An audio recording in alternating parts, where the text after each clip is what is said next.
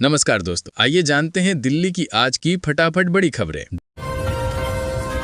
दिल्ली की सड़कों पर फिर लौट रहा है डबल डेकर का जादू। दिल्ली में पुरानी डबल डेकर बस का रोमांच एक बार फिर लौटने वाला है। डीटीसी की पहली इलेक्ट्रिक डबल डेकर बस को अब टूरिज्म डिपार्टमेंट को सौंप दिया गया है। तंग गलियों, कम ऊंचाई वाले पुलों और लटकती तारों के कारण इसे नियमित सेवा में चलाना मुश्किल है, इसलिए केवल सीमित पर्यटन मार्गों पर दिन में 1-2 फेरे लगाएगी। सामान्य 9 मीटर इलेक्ट्रिक बसों में 20 से 25 लोग बैठ पाते हैं, जबकि इसमें ड्राइवर समेत 63 सीटें हैं। 4.75 मीटर ऊंची ये बस पर्यटकों को ऊपर वाली सीट से लाल किला, इंडिया गेट और कुतुब मीनार जैसे नजारों का विशेष अनुभव देगी।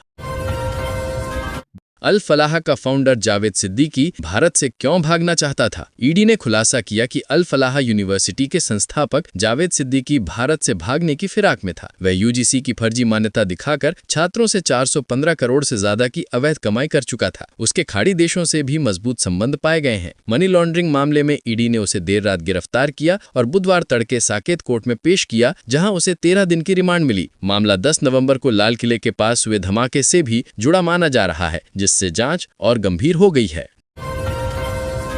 जानवरों को ठंड से बचाने के लिए दिल्ली के जू में बन गया विंटर प्लान। तेजी से गिरते तापमान को देखते हुए दिल्ली चिड़ियाघर ने जानवरों के लिए विशेष सर्दी योजना लागू कर दी है। इसके तहत बाड़ों में हीटर, डिह्यूमिडिफायर लगाए जा रहे हैं और आहार में मेवे और गुड़ शामिल किए जा रहे हैं। युवा प्राइमेट्स को कंबल दिए जाएंगे और गर्माहट के लिए बांस की जाफरी की फूंस लगाई जाएगी। इस वर्ष 17 नवंबर को तापमान 8.7 डिग्री तक पहुंच गया, जो 3 वर्षों में नवंबर का न्यूनतम तापमान है। मौसम विशेषज्ञों का कहना है कि दिसंबर जनवरी में तापमान 5 डिग्री से नीचे जाना आम बात है, इसलिए पहले से तैयारी जरूरी है।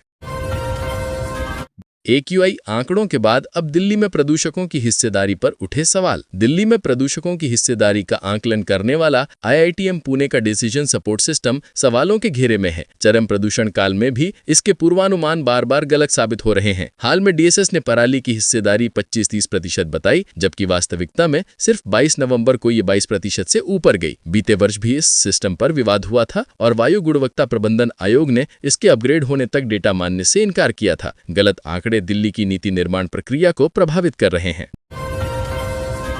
2 घंटे में 500 किलोमीटर 320 की रफ्तार से दौड़ेगी देश की पहली बुलेट ट्रेन। भारत की पहली बुलेट ट्रेन अगस्त 2027 में पटरी पर उतरने की तैयारी में है। रेल मंत्री अश्विनी वैष्णव ने बताया कि शुरुआती ट्रायल गुजरात के सूरत से वलसाड़ के बीच 100 किलोमीटर के रूट पर होगा। Ahmedabad Mumbai high speed rail corridor कुल 508 किलोमीटर लंबा है और ट्रेन 320 किलोमीटर घंटा की गति से चलेगी, जिससे लगभग 2 घंटे में 500 किलोमीटर यात्रा संभव होगी। मोदी सरकार द्वारा शुरू की गई ये परियोजना अब अंतिम चरणों में है और भारत के परिवहन ढांचे में बड़ा परिवर्तन लाने वाली है। सर्वे पूरा, बजट पास हो गया, फिर कहां अटक गई FNG योजना? फरीदाबाद नोएडा गाजियाबाद परियोजना सर्वे और बजट पास होने के बावजूद 6 महीनों से मुख्यमंत्री कार्यालय में लंबित पड़ी है। रोजाना लगभग 50,000 लोग फरीदाबाद से नोएडा गाजियाबाद आते जाते हैं, लेकिन यमुना के कारण दोनों राज्यों के बीच सीधी सड़क नहीं है। लोग अभी कालिंदी कुंज होते हुए जाते हैं, जहां भारी जाम मिलता है और मेट्रो से भी 1.5 घंटे लग जाते हैं। FNG परियोजना शुरू होने पर दूरी और समय दोनों कम होंगे। 2022 में इसकी समीक्षा हुई थी, लेकिन फाइल आगे नहीं बढ़ सकी है। दिल्ली में धमाका करने वाले आतंकी की वजह से 2 इलाकों में दहशत। लाल किले के पास 10 नवंबर को हुए धमाके के आरोपी डॉक्टर उमर उन नबी की गिरफ्तारी के बाद नूह और फरीदाबाद के अल फलाह मेडिकल कॉलेज इलाके में दहशत फैल गई है। उमर ने नूह की हिदायत कॉलोनी में 10 दिन एक छोटे कमरे में छिपकर बिताए थे, जो अफसाना नाम की महिला का है, जिसे हिरासत में लिया गया है। उसका देवर शोएब, जो अल फलाह यूनिवर्सिटी में नर्सिंग स्टाफ है, भी गिरफ्तार है। लगातार छापेमारी और पुलिस की मौजूदगी के कारण कई परिवार इलाके से पलायन कर गए हैं। जज भी खा गई धोखा और कर ली शादी। उत्तर प्रदेश STF ने एक ऐसे व्यक्ति को गिरफ्तार किया है जो खुद को कभी RAW अधिकारी और कभी आर्मी मेजर बताकर लोगों को धोखा देता था। इसी पहचान के सहारे उसने एक महिला जज को भी झांसे में लेकर शादी कर ली। वह एक फर्जी कंपनी के नाम पर करोड़ों की ठगी की योजना बना रहा था, जिसके दस्तावेज STF ने बरामद किए। उसके पास बड़ी संख्या में नकली ID कार्ड और दस्तावेज मिले हैं। उसके टैब में दिल्ली ब्लास्ट से जुड़े वीडियो भी मिले हैं, जिससे एजेंसियां मामला और गंभीरता से जांच रही हैं। अमेरिका से भारत कुछ ही देर में पहुंचेगा गैंगस्टर लॉरेंस बिश्नोई का भाई अनमोल बिश्नोई। लॉरेंस बिश्नोई का भाई अनमोल बिश्नोई अमेरिका से प्रत्यार्पित होकर कुछ ही देर में दिल्ली के आईजीआई एयरपोर्ट पर पहुंचेगा। एनआईए उसे पहले अपने केस में गिरफ्तार करेगी, फिर अन्य राज्यों की पुलिस क्रमवार कार्रवाई करेगी। दिल्ली क्राइम ब्रांच के पास भी 2023 की रंगदारी और फायरिंग से जुड़े 2 मामले दर्ज हैं। लॉरेंस गैंग के कई सदस्यों के पकड़े जाने से उसका नेटवर्क कमजोर हुआ है, जबकि विरोधी गैंगस्टर गोल्डी बरार और रोहित गोदारा का प्रभाव बढ़ रहा है। हाल में दुबई में दोनों गैंग्स के बीच गैंग वॉर भी हुआ था।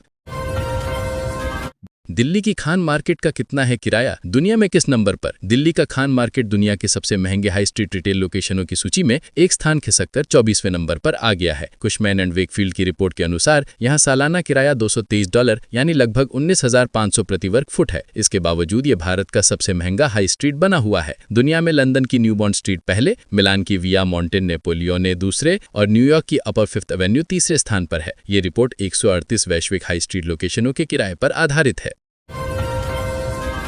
कौन है 20 साल का कॉलेज स्टूडेंट जासिर बिलाल, जो दिल्ली दहलाने के लिए बना रहा था ड्रोन? दिल्ली के कार बम धमाके केस में एनआईए ने 20 वर्षीय जासिर बिलालवानी को 10 दिन की कस्टडी में लिया है। कुलगाम के गवर्नमेंट डिग्री कॉलेज में पढ़ने वाला जासिर कथित तौर पर ड्रोन को हथियार की तरह मॉडिफाई कर रहा था और रॉकेट बनाने की भी कोशिश कर चुका है। एनआईए का दावा है कि वह इस मॉड्यूल को तकनीकी सपोर्ट दे रहा था। उसे अनंतनाग के काजीगुंड से जम्मू कश्मीर पुलिस ने पकड़ा था। जासिर के पड़ोसी डॉक्टर्स आदिल और डॉक्टर मुजफ्फर राथर इस पूरे मॉड्यूल के मुख्य सरगना माने जाते हैं। अल फलाह ग्रुप के चेयरमैन जवाद अहमद को 13 दिन की रिमांड में भेजा गया। अल फलाह ग्रुप के चेयरमैन जवाद अहमद सिद्दीकी को दिल्ली की अदालत ने 13 दिन की ईडी रिमांड में भेज दिया है। जज शीतल चौधरी प्रधान ने देर रात अपने कैंप ऑफिस से आदेश सुनाया। कोर्ट ने कहा कि प्रथम दृष्टया ये साबित होता है कि सिद्दीकी ने बड़े स्तर पर धोखाधड़ी, फर्जी मान्यता और फंड के दुरुपयोग से जुड़े मनी लॉन्ड्रिंग कृपरों किए हैं। उसे 18 नवंबर की रात पीएमएलए की धारा 19 के तहत गिरफ्तार किया गया था। ईडी ने अदालत में गलत बयानी और जाली दस्तावेजों से जुड़े कई ठोस साक्ष्य प्रस्तुत किए। अल फलाह ने 8 साल में बम पर कमाई की, यूजीसी मान्यता पर भी फर्जीवाड़ा। लाल किले के धमाके की जांच अल फलाह यूनिवर्सिटी तक पहुंच गई है। ईडी ने इसके संस्थापक जावेद अहमद सिद्दीकी को पीएमएलए के तहत 13 दिन की रिमांड में लिया है। ईडी का दावा है कि यूनिवर्सिटी ने 2018 से 2025 के बीच 415 करोड़ की कमाई की और यूजीसी मान्यता और एनएसी रेटिंग के झूठे दावे कर छात्रों को गुमराह किया। ईडी ने विश्वविद्यालय से जुड़े 25 ठिकानों पर छापेमारी की। आधी रात को हुई कोर्ट सुनवाई में जजों ने रिकॉर्ड किया कि गिरफ्तारी और जांच से जुड़ी सभी प्रक्रियाओं का पालन किया गया है। फिदाइन हमले के लिए उमर ने कर लिया था तैयार। लाल किले के धमाके के आरोपी उमर नबी ने फिदाइन हमले के लिए अपने अलावा अन्य साथियों को भी तैयार करने की कोशिश की थी। पूछताछ में खुलासा हुआ कि वह एक टीम बनाकर दिल्ली समेत कई जगहों पर आत्मघाती हमले करवाना चाहता था। जासिर बिलाल नाम के युवक को भी सुसाइड बॉम्बर बनाने का प्रयास किया गया, लेकिन उसने इस्लाम में आत्महत्या हराम बताकर इनकार कर दिया। जासिर पर आरोप है कि वह उमर द्वारा ब्रेन वॉश किया गया व्हाइट कॉलर मॉड्यूल का हिस्सा था। एजेंसियां अब इस मॉड्यूल में और कौन शामिल है इसकी तह में जा रही हैं।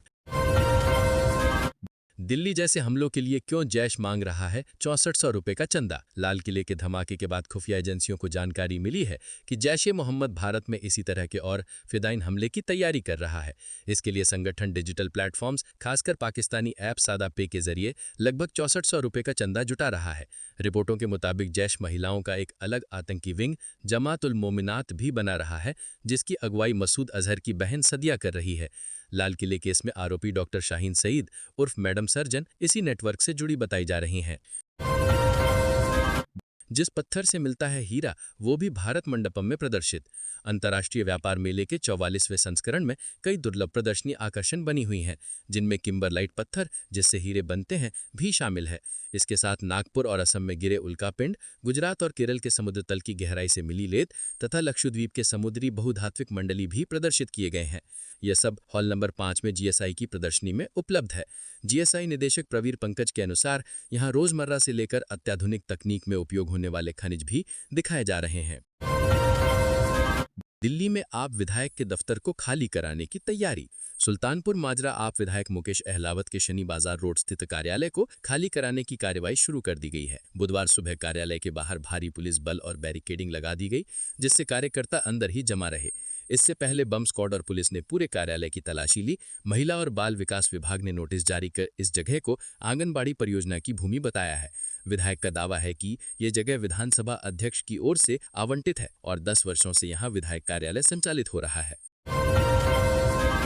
सफदरजंग अस्पताल में लगी दिव्यांग मरीजों के बनाए उत्पादों की प्रदर्शनी। सफदरजंग अस्पताल के पीएमआर विभाग द्वारा दिव्यांग मरीजों के बनाए उत्पादों की 4 दिवसीय प्रदर्शनी शुरू की गई। इसमें कपड़े, हस्तनिर्मित सामान और सजावटी वस्तुएं शामिल हैं। अस्पताल निदेशक डॉक्टर संदीप बंसल ने इसका उद्घाटन करते हुए कहा कि पीएमआर विभाग केवल इलाज ही नहीं बल्कि दिव्यांग मरीजों को कौशल और आत्मनिर्भरता के साथ समाज में शामिल करने की दिशा में काम करता है। मेडिकल सुपरिटेंडेंट डॉक्टर चारू बंबा ने इसे व्यवहारिक और समावेशी प्रशिक्षण का बेहतरीन उदाहरण बताया।